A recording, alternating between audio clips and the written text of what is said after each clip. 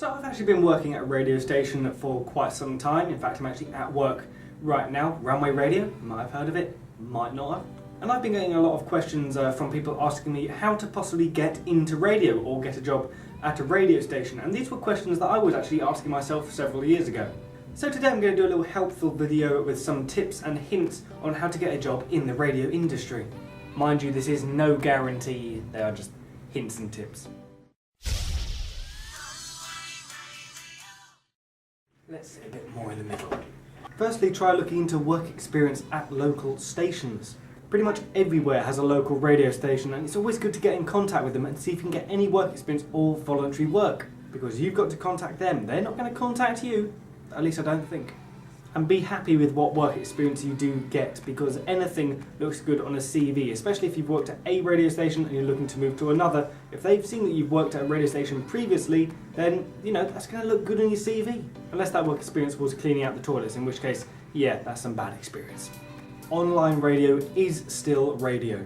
As it's unlikely that you'll get a job first time in big radio stations, try looking to some local online radio stations, because online radio is becoming much popular than it used to be.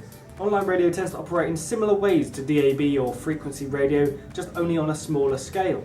Although they're not always as small as you would think. Runway Radio, the station I currently work at, has a much larger following than I ever thought. I thought I only had 10 listeners, but turns out I had about 1,400. I'm quite proud of that. Being a presenter. Being a radio presenter is probably one of the most difficult jobs to try and get because there are just so few out there. So in order to help you show off some of your presenting skills by creating a show reel, or maybe present or vlog or something like that, videos on YouTube, because any examples of work you have will definitely help in the application process. Not a presenter?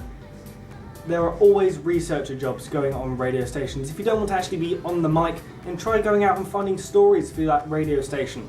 It'll also kind of count as a journalism role as well, because you are researching stories for the presenters to talk about, which in itself takes a lot of weight off the presenters. Creating content. I was lucky enough to be given a slot off the bat and told that I could just create a show as I went along. However, if I had an idea first time round when I joined, it would have been such a smoother start. For a much better start at a radio station, and also to make the people there more impressed, create an idea before you go to the interview. You'll have a much smoother start if you know what your show is going to be about. They're more likely to give you a job if they know what your show is going to be about, and overall you're going to have a much smoother start for your first show. Also, keep a lookout at big radio stations for opportunities.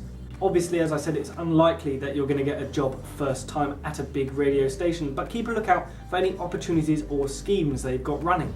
I mean, I had a look, and currently the BBC is offering a Where It Begins scheme to help young people get their first break in radio.